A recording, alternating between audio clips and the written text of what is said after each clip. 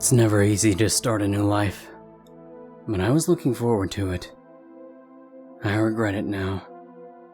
I should have stayed in New York.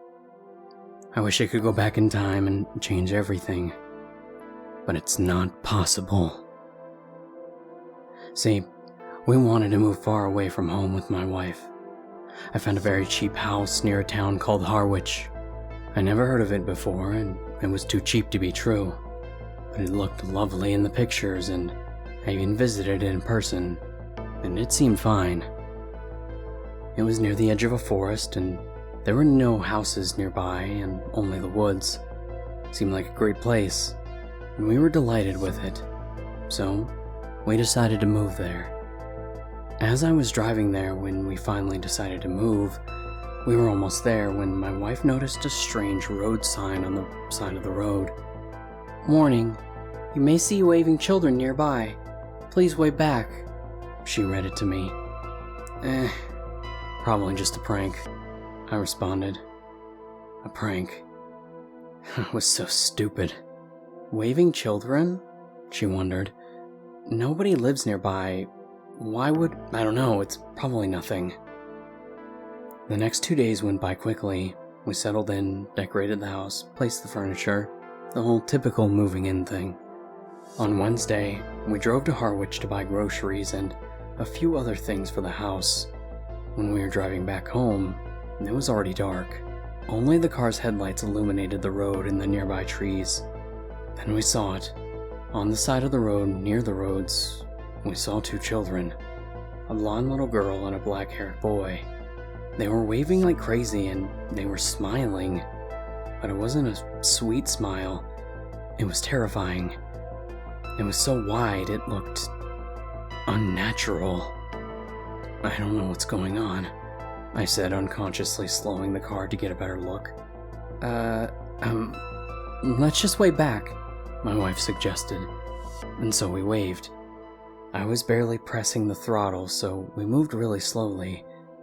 As we got closer, we noticed a few things. They were in old, worn-out clothes, and it looked like they were from the 19th century. "They have no eyes," my wife noticed. "Honey, I'm scared." She wasn't exactly right. The children had black eyes. Like, totally black, even though our headlights shined at them directly. She wasn't the only one to freak out. I stopped waving and pressed the throttle to the floor, leaving them behind. We sat in the car silently until we arrived home. "I still just can't comprehend what we saw," my wife said as we were packing the groceries in the house. "Did it really happen, or were we just hallucinating?" "It was 100% real, I'm afraid." I shook my head. "I think we should just stay home this late at night. Next time we'll come back home earlier and then maybe we won't see them, okay?" "Okay." From that day, we always came back home before dark and we were lucky to avoid the kids. But we still stared at that strange roadside every time we passed it. Warning, with capital letters. You may see waving children nearby. The absurdity of this sentence has always freaked me out, but the next sentence was even more terrifying. Please wave back. Why? What happens if I don't? A few weeks later, we stayed in Harwich. We met the Warren family, and they were really kind and invited us for dinner. Jeremy Warren wanted to have a beer with me, but I had to drive home, so I refused his offer. It was 11 p.m. when we were on the road. We both felt uncomfortable in the car. We knew we'd made a mistake. We knew we would see the waving children on the side of the road. I was driving as fast as I could, pressing the pedal to the floor. We saw the sign. Warning, you may see waving children nearby. Please wave back. It was only about 50 meters later when we saw them. They were even more, and my wife counted 7 kids. I haven't even looked at them. We didn't wave. Oh, for fuck's sake, we didn't wave! I wasn't that concerned about it then, but I regret it now. We arrived home and rushed into the house, and just stood in the kitchen like some idiots. "It was a bad idea for us to move here," my wife said. "I'm sorry." I sighed. I knew it was too cheap. I should have listened. No, it's not your fault. This place is great. Harwich is great. The only problem is, those creepy children. I don't think it's safe to stay. We need to move somewhere else. We can't afford to move again. Maybe we can find some apartment in Harwich. Something cheap, but not as cheap as this. I don't know. It's not like they're dangerous. They're just kids after all, she said. She walked to the window and froze, and went pale. Honey, they're here. I rushed to the window, and she was right. In front of our house. Oh my God. It hurts to relive this memory. Dozens of children were in our courtyard, all in the same old clothes with their black eyes and wide smile. They were waving. They were fucking waving. Let's just go to bed, I said, trying to remain calm, which I wasn't. Are you crazy? I know it's strange, but they're just waving. I took a deep breath. They'll be gone by tomorrow morning, but don't worry. She agreed, and I knew she was tired too. We moved away from the window and went to sleep. Promise me nothing bad will happen, she told me. I promise. Tomorrow I'll contact the police and tell them about this. You know Officer Gregor, right? The cop we met yesterday? Or maybe we'll ask the Warrens. Don't worry. Everything will be fine, and I love you. I fell asleep quickly, which was strange. I thought it would be a sleepless night because those creepy kids are on the house. We didn't wait back. This was my last thought as I fell asleep. I woke up the next morning. Sun was already shining. I had a surprisingly good sleep. I looked to my right and my wife wasn't there. I thought maybe she was in the kitchen making breakfast. Then I looked to the corner of the room. In an old wooden chair was her dead body. She had her eyes cut out. There were deep cuts all over her body and somebody's... Oh, for fuck's sake. Somebody had cut a wide smile on her face. And the worst part? She was waving. Her hands were tied to some steel rod that moved her hand. She was waving. She was waving. I screamed and ran out of the room. I couldn't comprehend what had happened. I hoped I was running crazy and all of this was just a hallucination. I hoped it was just a bad nightmare because all of what had happened the previous night, and I wanted to wake up. I want to wake up! I screamed at the top of my lungs. I didn't wake up. It wasn't a nightmare. It was reality. It all happened because we didn't way back. No. It all happened because I wanted the cheapest home I could find. I looked out the window, and the children were still there, waving. At least 100 of them. So I waved back. And I went back. And I waved back.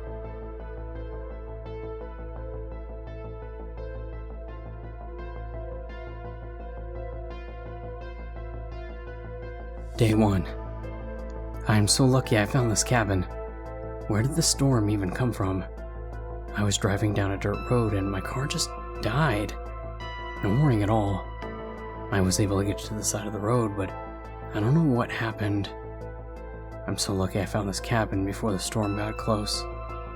I can't even see the trees anymore. I hope the storm passes soon, so I can head back to that town. I'm lucky there's wood and even canned food here. That stuff never goes bad. I'll make sure to pay back whoever owns this place. I put some wood in the fireplace and started a fire. Now I'm going to eat as I wait for the storm to pass. Thought I swear I could hear someone outside. Like a scream. It must be the wind playing tricks on me. I'll try to get some sleep. The storm must be really bad. It took a while for the cabin to warm up. Day 2. It's almost night and the storm doesn't seem to be passing. It might have even gotten worse, or at least that's what it sounds like. The wind is still wailing through the trees. I swear there must be a draft. I can barely feel the fire, so I threw on some extra logs. Ate some food, but I'm still hungry. Gotta try to get some sleep. Hopefully the storm will blow over by the morning. Day 3. Storm is worse. The wailing is even louder and it sounds like it's just outside. Part of me wants to open and see, but I'm scared to let more heat out. I'm so cold in here already. I got as many blankets as I could, but it doesn't seem to be helping. Ate some more food, but stomach still feels empty. The frost on the window looks like a face staring at me. This storm is getting to me. The wailing is the worst part. The man closed the journal. The next entries were mostly gibberish. It looked like her hand was shaking too much to write, probably. He ran his hands over the monogrammed journal cover. The deceased must have brought it with her. He looked at the female body covered with 3 blankets next to the unlit fireplace. The logs still stacked high. Several unopened cans of various food lay next to the corpse. He put the journal in the evidence bag, leaving it for forensics. The man headed back to his truck. Glad it hadn't snowed in the last week, or he could have never followed those tracks from the abandoned car.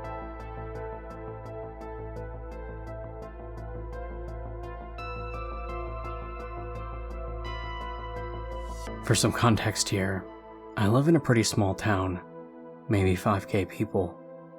I've only lived here for the last 5 years while doing university and live a pretty dull life. Needless to say, nothing like this has ever really happened to me, and I'm not sure where else to send this. I live in a pretty small apartment at the end of a dead-end road. I do have a car, but since my job, fast food, is only a 15-minute walk away, I usually walk to work, especially with how gas has gotten these days. As long as I have lived here, there's always been one house I've had to walk past. Just after getting off my dead-end street and turning onto another road, there's a gorgeous, huge, red house. I'd describe it as a mid-20th century, though it could be older. As I said, it's red, a dark maroon specifically. The paneling is old, but well taken care of. It's got cream-colored siding, black shingles, 2 floors, and the usual stuff you see in a small suburban town. I've always loved the character it has. The front of the house has a large porch, and the house itself is slightly obscured by a rather large tree besides the driveway. Nothing out of the ordinary, or so I thought. Every time I walk by the house, there's an older woman sitting on the porch on a wooden rocking chair. She generally seems like a kind soul, and when I first started my routine 3 or so years ago, she'd always wave at me. I got into the habit of waving back, but out of politeness at first, but it has truly become something I look forward to. There were a lot of times I wasn't listening to music on the walk, instead simply taking in the sounds around me. On those days, I could hear the wood on wood creaking, and she'd often say something to me like, I think, hello, but I could never really quite hear her. I'd always say hi back, of course. Eventually, about a year ago, we'd exchanged a few words, and I'd even walk on the side of the street even though it meant crossing the road when I didn't have to. We'd exchanged the usual, nice weather today, stuff like that. And while she wouldn't talk much back, I quite liked all of our interactions. Thinking back on it, I don't think that there was a single time she wasn't out there. I like to think that she liked it as much as me. I'm not sure her name, but I could easily recognize her. Her gray hair was always up in a bun, and she was almost always wearing gray, a wool shawl or cardigan thingy to keep warm even in the summer. Things changed about a week ago. I've gotten tired of living in a small, dingy apartment, and now that I'm out of university and it looks like the local high schools want to hire me, I figured I should look for an actual house. I have enough saved up to, at least. So for the past month, I've been keeping an eye on the local housing market for anything that suits me, though it's pretty barren right now. That's when I saw it. A listing for 27 Fairview Lane. A listing for her house. At first, I was a little sad that she was selling the place. Then I actually opened the listing. The house was destroyed. Its windows were boarded up, walls were tarnished and black, most of the siding and trim were falling off. A large part of the ceiling had collapsed in. The tree was withered and dead, and the grass was brown and dry. The house I had admired every day for years was totally different. At first, I panicked. I was worried that something had happened, and almost immediately I sprinted full blast out of my apartment. I'm not sure why I was so moved, but I was genuinely fearful for her. I sprinted down the road and turned the corner and stopped dead in my tracks. The house was the same as it had always been. Beautiful, perfectly maintained. Was I wrong? Maybe they were old pictures, I thought. I didn't hesitate to pull my phone out of my pocket and began to pull up the ad. And when I looked, the pictures were time-stamped from last month. When I looked back, I saw her there, rocking, as always, except this time was different. When our eyes locked, she smiled, which had always been that of a kind old lady, slowly began to grow, creeping up to where the corners of her lips were almost intruding in her eye sockets. Her eyes also shot wide open, and I could hear a faint giggling from her direction. Her rocking picked up pace, and she began to violently shoot back and forth fast enough that any normal person's neck would give out. The creak, creak, creak of the wood was almost deafening, and after a second or two, she stopped. I swear to God, I blinked, and when my eyes were open once more, she had vanished. The house had become the same nightmare I had seen in the ads, vicious and sinister in style. I stood there for a few minutes, dumbfounded.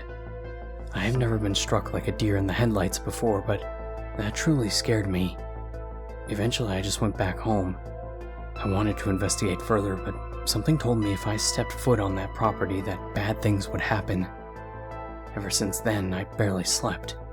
Every time I close my eyes, I see her face, her contorted smile, her violent rocking back and forth.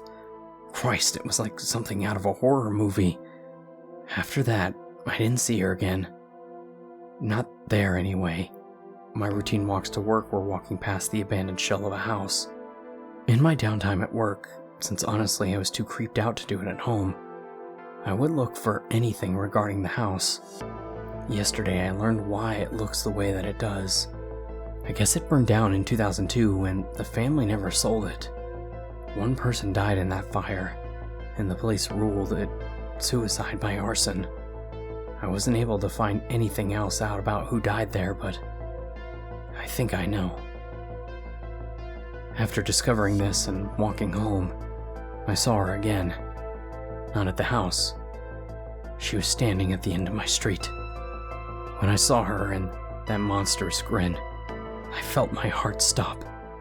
I ran as fast as I could back to the apartment and locked the doors and the windows. I managed to convince myself that I imagined it in my sleep-deprived state, but now I know I didn't. That's because I know she's here now. I didn't see her today, and it was a relatively normal day. I got home about 45 minutes ago, and it is now 9 p.m. Ever since I got home, I could feel her eyes on me. I began writing this in order to try to make sense of it, music playing in my headphones, but I can hear her. My left side is directly against a window, and I can fucking hear her.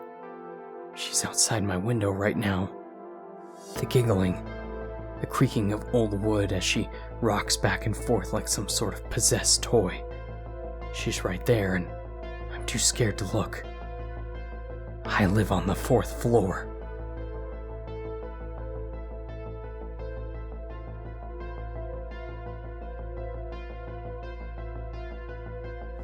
It all started with an inconveniently timed thunderstorm. It was Friday night, and my friends and I were hanging out by the old wooden footbridge and the one that spanned across the lake. The bridge had gone into disrepair over the years, and since they built the new, sturdier concrete bridge closer to the lakeside playground, barely anyone used it anymore. It's become a haven for us teenagers. We would gather and drink pilfered booze and smoke joints with barely a thought of getting caught. So there we were, passing around a bottle of spiced rum Jeff smuggled from his dad's liquor cabinet between the four of us when the sky suddenly opened up and rain poured down in sheets. We all scrambled under the bridge, ducking for cover and trying not to get dripped on through the cracks and missing boards. "Well, damn, Cece, I didn't know it was supposed to rain tonight," Ramsey said as he tried, and failed, to relight the soggy joint between his lips. I pulled out my phone, checked my weather app. 80% chance of rain from now until 5 a.m. Well, looks like it's not going to stop anytime soon, I said, showing them my phone. What the hell are we going to do now? Let's just jump in Jeff's car, having a party on wheels, like old times, Randy suggested with a wink. No way, dude, Jeff told him, wiping a strand of soaking wet hair from his forehead. Last time we drank in my car, you spilled half the bottle and it reeked like vodka for a week. My dad almost beat my ass. Is there anywhere else we can go? Asked Cece, shivering. It's not even 8:30 yet. Way too early to pack it in for the night. What about your place, Jesse? Randy turned and asked. Hey, my mom's cool and all, but you know she's not down for underage drinking. We can go there to chill if you want to ditch the bottle and smoke. Randy snorted. Yeah, that's a no for me. I sighed.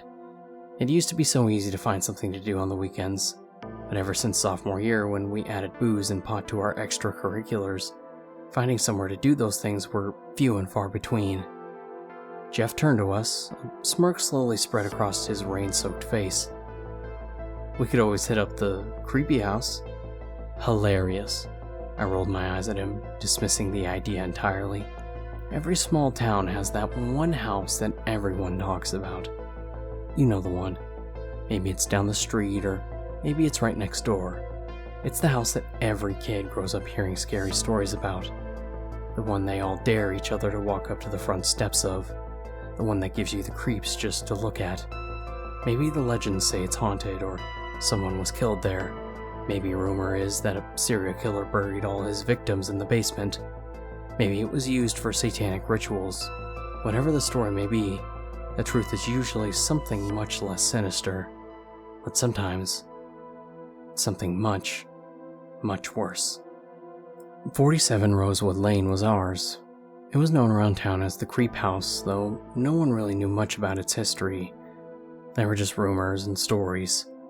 As long as I've been alive, no one has ever lived there, and my mother says that it was even vacant when she was a kid. It seems like such a waste to me. The house was beautiful, maybe a little dated, but it was well built and hardly shown signs of wear even after all these years of being an empty shell. It stood tall and proud on the corner of the street, 2 stories high, with white shingles adorning the outside of the second floor, while the entirety of the first floor was wrapped in the most beautiful cobblestone. The blue shutters hung off haphazardly in some places, and the white shingles graying slightly with age, but for the most part, the house stood firm and unbroken. Despite its beauty, the house gave off a certain aura that gave everyone in town an aversion to it.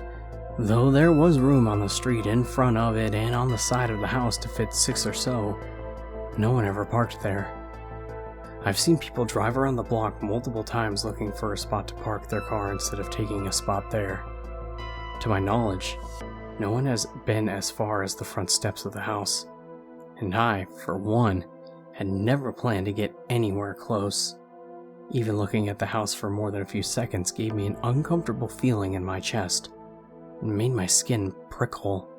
So, the thought of actually going inside the mysterious structure sent my stomach doing flips. Oh, come on, Jesse. You're not seriously still afraid of that place? Jeff shot back at me, nudging my arm playfully with his elbow. No, Jeffrey, I'm not afraid of it. I know all those stories are bullshit, but God knows what could be lurking in there. I bet there's rats. I feel like I need a tetanus shot just walking past the place. I crossed my arms and shivered, not entirely from the rain. I'm with Jesse. Besides, that place gives me the heebie-jeebies, Cece said, backing me up. It's just a suggestion. Not like we have a lot of options right now, Jeff shrugged. At least it's somewhere dry, and we know nobody's gonna come barging in there to bother us. It's not that bad, guys. I've been there once, Randy said. I turned to look at him just as Cece and Jeff did the same. What? Randy just laughed. Yeah, me and Greg Cummings snuck in there to smoke when his parents were home, and we couldn't do it at his place. Cece shook her head at him. No way. I'm calling bullshit. Seriously, I'm not lying to you. It's closed up pretty good, so it's not as dirty as you might think. Just old and dusty. It's the perfect spot, and no one ever goes in there, so it's not like we'd get busted or anything. No one said anything for a long moment. Cece and I looked at each other, and I could see that she was feeling the same hesitation that I was. Think about it, guys. I mean, unless you just want to go home. Randy smiled as he leaned over and kissed Cece. I don't know, I said, looking over at Jeff. He looked back at me, and a little smirk crawled across his face. Tell you what, how about we check it out, and if it seems super sketchy, we'll get out of there. Sound good? Cece sighed. Okay. Jesse, Jeff pressed. Even as every cell in my body was screaming at me to say no, I felt the peer pressure soften in my resolve. Okay, yeah, I guess I'll go.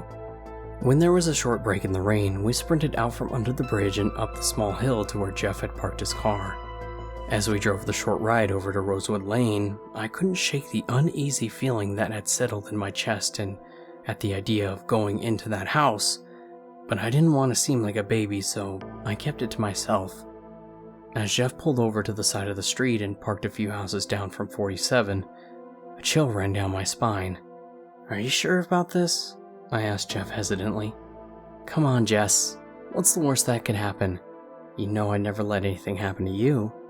Then he flashed me that million-watt smile of his, and just like that I relaxed into the idea.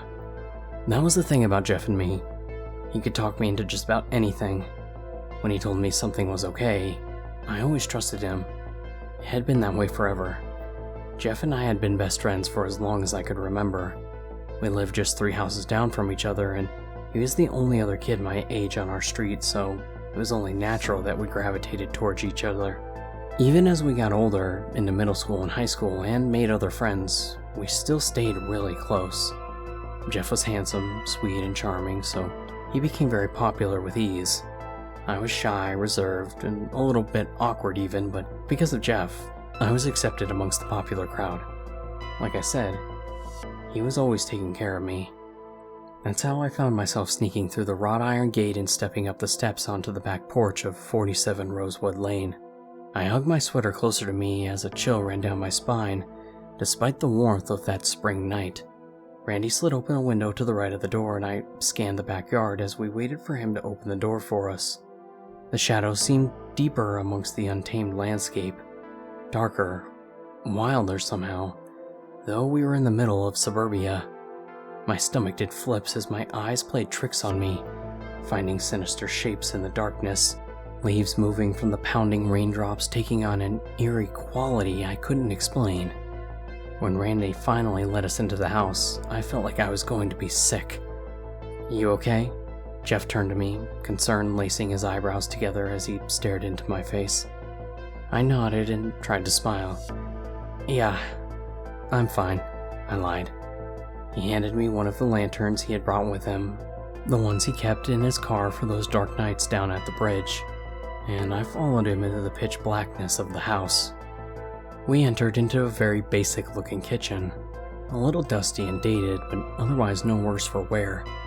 It looked old, but in good condition, as if the stove and refrigerator were taken out of their boxes, installed, and simply left here never to be touched.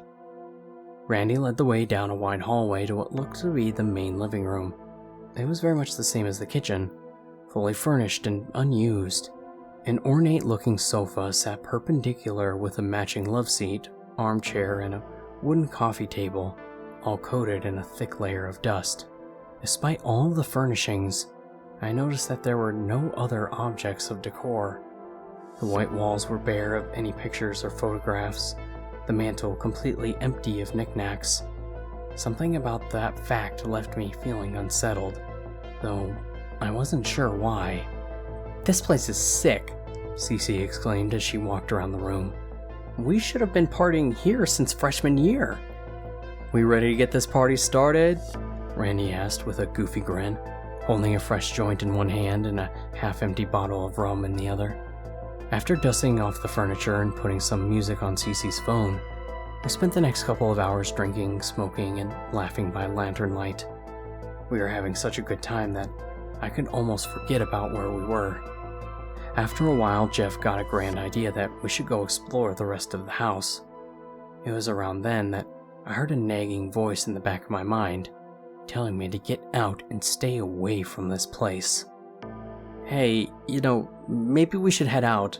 I mean, it's already 11, and I'm getting kinda tired. Cece threw her arm around my neck. Oh, come on, Jess. The night is young. Besides, we're already here. We might as well take a look around and see what this place is all about. Yeah, Randy said. We'll just do a quick peek upstairs and then we'll get going. I looked pointedly at Jeff, waiting for him to chime in. 15 minutes tops, then I'll get you home. Deal? 15 minutes, I said firmly. He smiled and grasped my hand, pulling me with him as I made my way towards the staircase. The upstairs was much of the same as downstairs. 2 small bedrooms and a master suite, all fully furnished and unadorned. There was nothing very exciting about it, and I found myself becoming impatient as my friends poked around each mundane room. There was something nagging at me, some invisible nuance telling me to get out of that house, and we had overstayed what had not been a welcome in the first place. After they had explored the tiny half-bathroom, I finally rallied up the drunken troops and we headed down the stairs towards the door. We stepped into the kitchen and I practically ran the last few feet to the back door. I placed my hand on the doorknob when Randy exclaimed from behind me, "What the hell?" I turned my left to see him staring dumbfounded at a large, ornate wooden door that seemed to be out of place in this house. "I didn't see that when we came in," Jeff said, but it came out as more of a question. I didn't recall seeing it when we entered either, though a door like this would be impossible to miss. Jeff lifted the lantern up to illuminate the door. It was made of a dark, solid wood, with wrought iron hinges and an elaborate wrought iron door knob, intricately carved designs looped in circles and curves across the thick wood.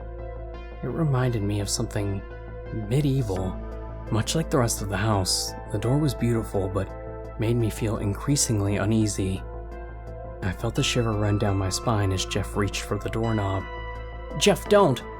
I pleaded, and he looked back at me with a reassuring smile, and I shrugged. "Come on, Jess. It's not like we're gonna find the boogeyman in there." Then he turned around and pulled open the door. We all gathered around Jeff at the mouth of the doorway. The staircase disappeared down into a darkness that was different from the rest of the house. It was more than just dark. It was a void, a complete absence of anything.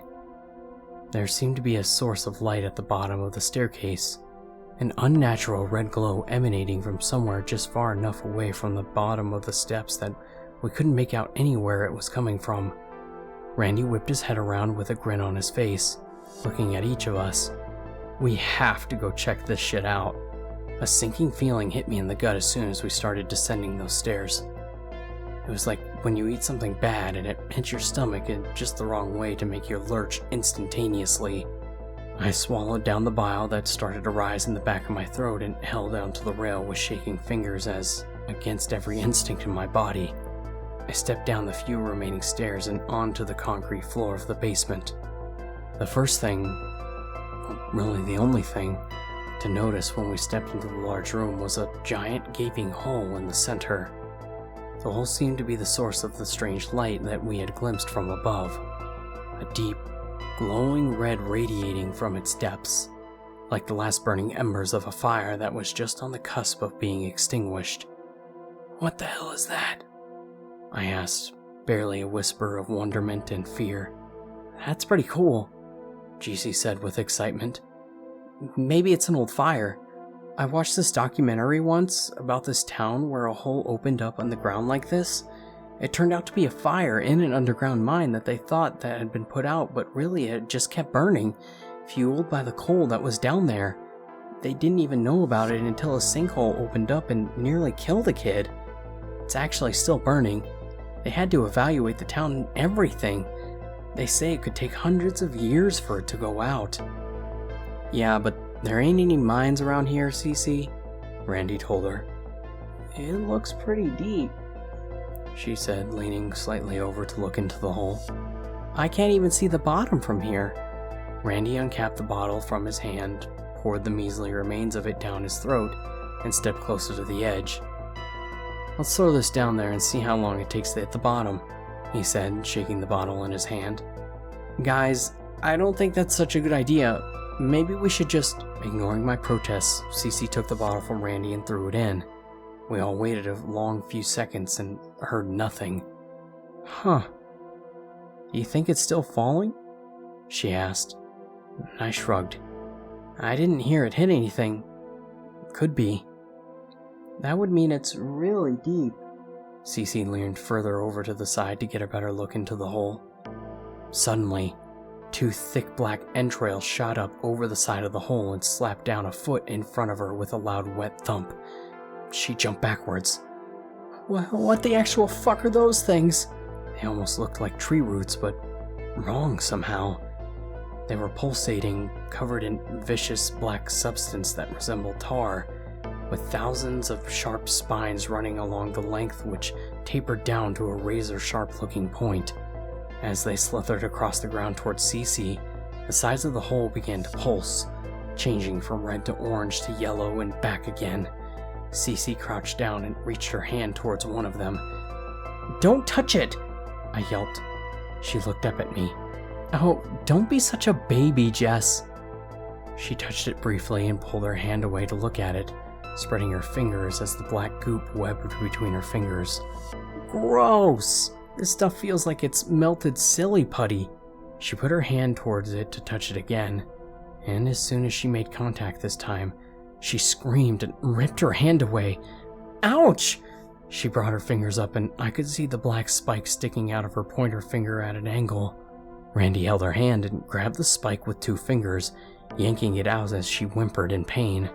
As he pulled it out, something we thought would be a mere centimeters looked like it came out covered in her blood and was almost 6 inches long, stiff like a porcupine quill.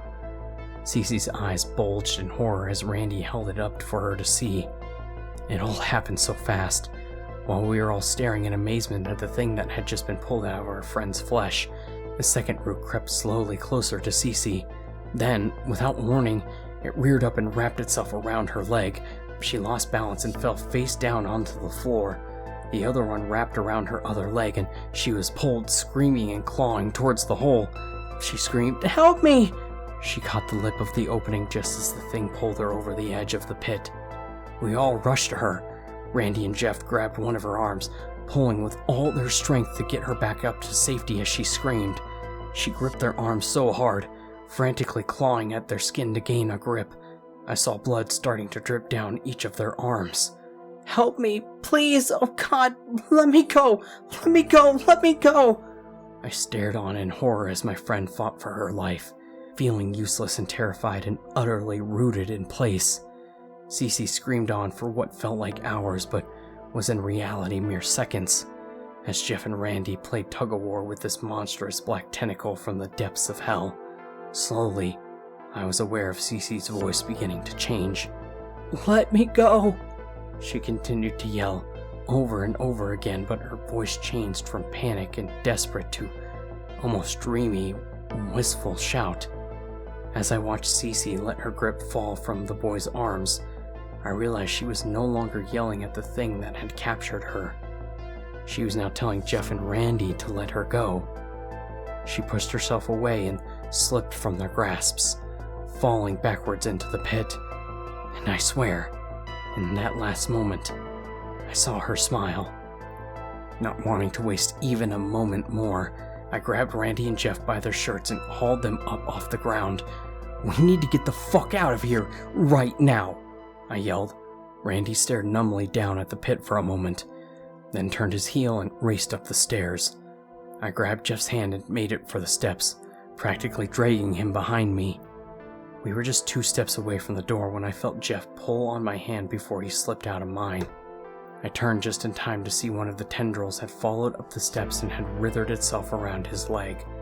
He writhed and screamed, trying to fight it off, but the harder he tried, the tighter it seemed to wrap around him, like a boa constrictor on its prey.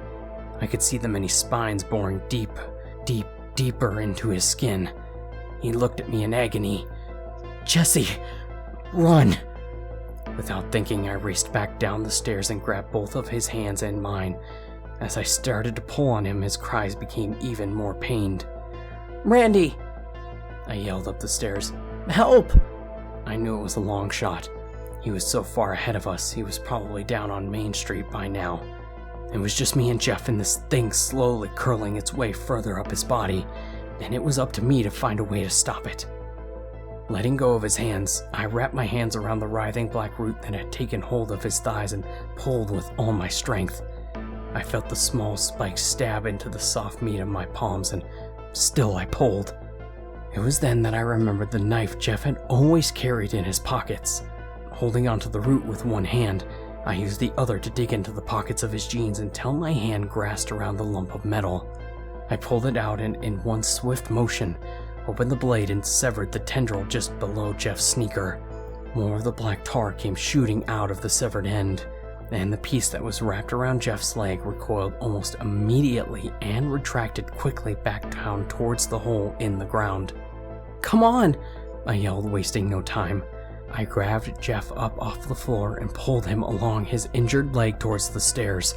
Before we could even make the first step, the other tendril shot out and wrapped around his torso. Jeff let out an agonizing scream. Blood immediately pooled across his light blue shirt in too many places for me to count, as the spikes dug into his flesh. The other root, the one I had severed, shot forward from the pit and pierced through the back of his head, poking out of his socket where his right eye had been. I yelled his name as he was ever so slowly lifted up off the ground. "Jess! Go!" he cried, black mixed with his blood oozing down his face. "Run!" I shook my head. No, I can't leave you, Jeff. I'll miss you, Jesse." He sputtered thickly, coughing up a thick substance. Then his expression began to change. His lips pulled into a serene smile, and he looked into my eyes one last time. "It feels better now," he said dreamily. I looked on in horror as he was slowly pulled back into the pit. The edges of the hole glowed bright red, and the earth seemed to contract around the hole as it grew a little smaller. I swear for a moment I heard Jeff laugh as he disappeared into the abyss. And then he was gone. Everything was still. Quiet. I fell to the floor, unable to scream, unable to cry. I just sat there and stared at the pit that had just swallowed up my best friend. I never got to tell him goodbye. It wasn't until I saw the thick black rope inch its way back out of the depths that I found my feet and ran up the stairs, taking them two at a time, like the devil was on my heels. I ran down the hallway and out the front door. I barely registered the rain beating down on my skin as my sneakers hit the pavement, and I kept on running. I ran without seeing what was in front of me. I ran with Jeff's final moments dancing in front of my eyes. I ran until I reached the front door of my house. I slammed the door shut, locked the deadbolt and the handle and the chain. Then I collapsed into a heap, a mass of drenched clothes and wet hair, covered in blood and black and dirt, and finally, I cried. My mother hurried to the front door and found me there, curled up in a ball. She sat down beside me and wordlessly pulled me into her arms. She smoothed back my sopping hair as she hugged me and rocked us back and forth. After a while, I calmed down enough to tell her what had happened. She sat and listened to me as I recalled every detail from that night. Every single thing that happened from the moment we decided to check out the old cursed house to the minute I ran through the front door. She looked at me at first with concern, then with sympathy, and by the end of the story, her face was laced with utter confusion. "Honey, they knocked the old house down years ago. There's nothing but a vacant lot there now." "Mom, what are you talking about? The Morris house? The thing was a hazard after someone set fire to it. The thing has been abandoned since I was a little girl anyways. Whoever lit it up did us all a favor as far as I'm concerned. The house was nothing but a haven for drug addicts and delinquents. And good riddance." I shook my head, eyebrows furrowed in confusion. "Morris house? No, 47 Rosewood Lane. No one has ever lived there. It's still there. We were just there, I told you.